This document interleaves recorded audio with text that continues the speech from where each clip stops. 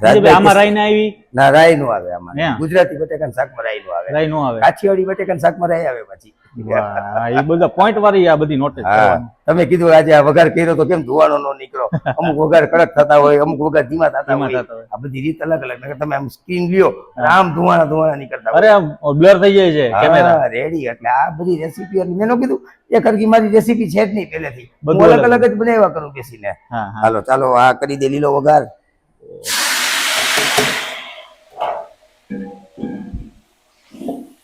કે રેસીપી જેટલી બને છે એટલી બનાવતા હોય છે ને પણ એક રેસીપી એને ચાખતા નથી એ તો ભાઈ મહાન પુરાણાની કૃપા છે અને ગુરુવરોનો આશીર્વાદ છે એટલે તો મોરબીમાં કોમેન્ટમાં બધા કરે છે અન્નપૂર્ણા પુત્ર પણ આજે મારી માઈ અન્નપૂર્ણા જ છે ને હરેકની માં જગદંબા હોય એમ હું તો મારી માને અન્નપૂર્ણા માં કહું છું બેયને એને મને જન્મ આપ્યો ત્યારે મેં દુનિયાને સૃષ્ટિ જોઈ એટલે રસોઈ સારી બનાવવાની અને એ જ મારા પપ્પાને હું શિવ કહું છું બેયને એટલે શિવ પાર્વતી કેટલી ટકા તમે વિડીયો બનાવવામાં લખો સીતારામની જોડીને રાધે કૃષ્ણની જોડીને અમે હું છે અમારા પરિવારમાં આનંદમાં બેઠા હોય ને એટલે ભગવાનના નામથી જ બધા મસ્તી કરવાની ખોટું લાગે નહીં એમ જો શાક તૈયાર મિત્રો સરસ મજાનું જે કહેવાય ગુજરાતી રસાવાળા બટેકાનું શાક તૈયાર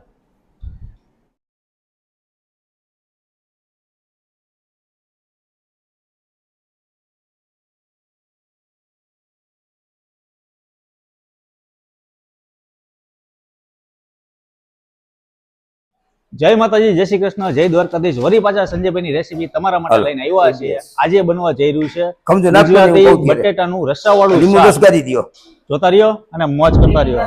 લસણ બધું હાજે ઉપયોગ છે. જય જીનેન્દ્ર સંજયભાઈ. હાલે લે રાજભાઈ, જય જીનેન્દ્ર, જય અન્નપૂર્ણા, જય જીનેન્દ્ર, જય માં અન્નપૂર્ણા, જય દ્વારકાધીશ. આજની વાનગી વિશે શું કહેશો ને આજ કઈ રેસીપી આપી રહ્યા છો? અત્યારે તો તમારે હશે ગુજરાતનો એપિસોડ હાલે છે ને, સૌરાષ્ટ્ર ગુજરાત કાઠિયાવાડ કચ્છ, એટલે આજે ગુજરાતની રેસીપીમાં ગુજરાતી રસાવાળું બટેકાનું શાક. ઓહો, કાઠિયાવાડી રેસીપી આપડી હાલે છે. હા, કાઠિયાવાડી નહીં, કાઠિયાવાડી આજે લસણ ડુંગળી વાળું ગુજરાતી રેસીપી, ગુજરાતી બપોરનું જમણવાનું શાક, એટલે ગુજરાતી રસાવાળું બટેકાનું શાક. સાદું, સિમ્પલ, સરળ, સરસ, સસ્તું, સારું, સુંદર. સસ્તું, સારું ને સુંદર. કરી દે શરૂ. મૂક્યું તેલ, આ જીરું, બરાબર, સૂકા મરચા, મરચાનું કટિંગ, ઓકે, ટમેટા, બાફેલા બટેટા, લીમડો અને આદુ. લીમડો અને આદુ, હા. હવે કરતા જાવ ભેગું. હાલો ભાઈ, આમાં નાખો ટમેટા. જો આ લીલો વગર કઈ રીતના તૈયાર થઈ છે? જો ટમેટા પેલા નાખો જી. એટલે તો ચોપ્સ કટિંગ કરેલા ટમેટા. હા. હવે આવો દો માથે મરચાની કટકી બધી નાખી દો. ઉપરથી મરચાની કટકી, ઉપરથી આદુ, હાથ ઊંચો, માથે લીમડો. આ મારી રીત પ્રમાણે હળદર ને હિંગ.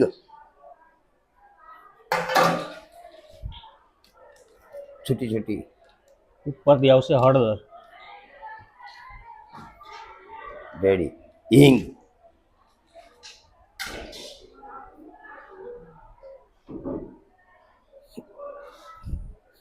હાલો રેડી, ડન. ઓકે, હા. હાલો કરી શરૂઆત. ઓકે રાજભાઈ. હા. જય માં અન્નપૂર્ણા, જય માં અન્નપૂર્ણા.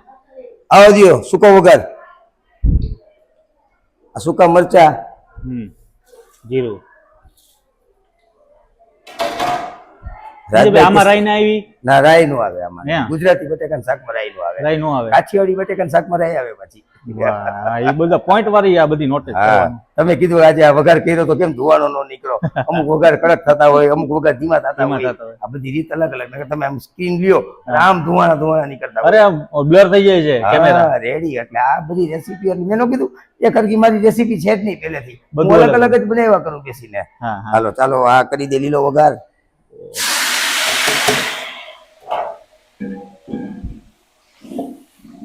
વધારે ઉતારી અડધી ચાળી મૂકી. મિત્રો આજે બનવા જેવું છે ગુજરાતી બટેટા રસાવાળું શાક. હા, ટમેટા લાવો થોડા. તો વગર ખાસ કરો ગેસ.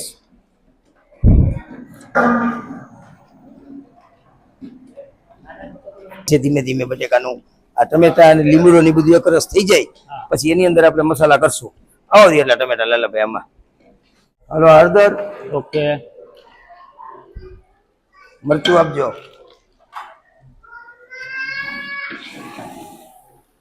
હાથીનું ગુલાબ મરચું, જાહેરાત નથી કરતો, પણ આમાં શું થાય કે ઓલા કાશ્મીરી મરચાં મોરા મરચાં આપણે તો કંપનીની જ વસ્તુ વાપરી છે વધારે પડતી. બરાબર. પછી ને પાણી નાખો. આ ન્યુ આવી ગયું છે ને, ન્યુ પેકિંગ. હમણાં એને ગુલાબ શરૂ કર્યો આથી વાળાએ. બહુ સારું કામ, બહુ સારું. જો એમ જો નાખો પાણી. આખો તમારો જે શાકનો કલર છે ચેન્જ થઈ જાય. ઉપર નાખો કરો ગેસ પાસ. આનો રસો ઉકળી ગયો. હા હા, એક રસ થઈ ગયો. અરે રે. હવે આની અંદર કરશું શ્રી ગણેશાય નવા બટેટા. આ શાક બટેટાનો રસો તૈયાર. હવે આ નાખશું બટેટા, બાફેલા બટેટા. ફરાર છે તમારે. બાફેલા બટેટા એડ કરી નાખ્યા છે ને તમે અત્યારે જોઈ રહ્યા છો ગુજરાતી રસાવાળું બટેટાનું શાક.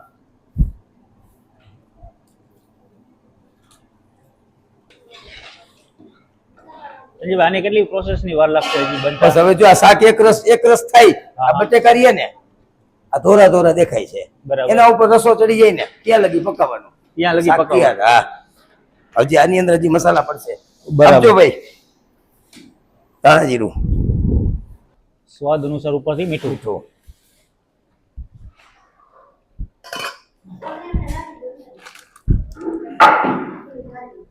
ધાણા જીરું, ધાણા જીરું.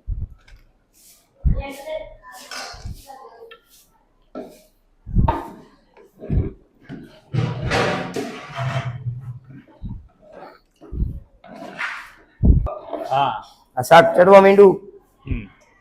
હવે પડશે કોથમરી. ફાઈનલ. હો ભાઈ સંજયભાઈ એક કે રેસીપી જેટલી બનાવે છે એટલી બનાવતા હોય છે ને, પણ એક કે રેસીપી એને ચાખતા નથી. એ તો ભાઈ મહાન પુરાણાની કૃપા છે અને ગુરુવરોનો આશીર્વાદ છે. એટલે તો મોરબીમાં કોમેન્ટમાં બધા કરે છે અન્નપૂર્ણા પુત્ર, પણ આજે મારી માઈ અન્નપૂર્ણા જ છે ને. હરેકની માં જગદંબા હોય એમ હું તો મારી માને અન્નપૂર્ણા માં કહું છું બેયને. એને મને જન્મ આપ્યો ત્યારે મેં દુનિયાને સૃષ્ટિ જોઈ, એટલે રસોઈ સારી બનાવવાની. અને એ જ મારા પપ્પાને હું શિવ કહું છું બેયને. એટલે શિવ પાર્વતી કેટલી ટકા તમે વિડીયો બનાવવામાં લખો, સીતારામની જોડીને રાધે કૃષ્ણની જોડીને. અમે હું છે અમારા પરિવારમાં આનંદમાં બેઠા હોય ને એટલે ભગવાનના નામથી જ બધા મસ્તી કરવાની, ખોટું લાગે નહીં. એમ જો શાક તૈયાર.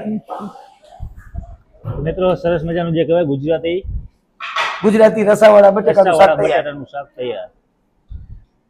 ઓકે સંજય, આમાં પણ ગરમ મસાલો કે કોઈ વસ્તુ નહીં પડે, કોઈ વસ્તુ નેચરલ. વાહ હલો મસાલા. તો મિત્રો તમે પણ આવી રીતે બનાવી નાખજો ઘરે રેસીપી. ને સંજયભાઈ નું કેવું એટલું જ છે કે ભાઈ નાના લોકો શીખી શકે. હરેક લોકો, નાના લોકો મોટા લોકો, રસોડા કરતા હોય, ટિફિન કરતા હોય, બધાય બનાવો, ઘરે બનાવો, બનાવીને આગળ વધો. અને બસ સારું બનાવશો તો સારું જમશે માણસો. એટલે બને ત્યાં સુધી બસ મોજે મોજ કર્યા કરો રસોઈની. જય માતાજી, જય શ્રી કૃષ્ણ.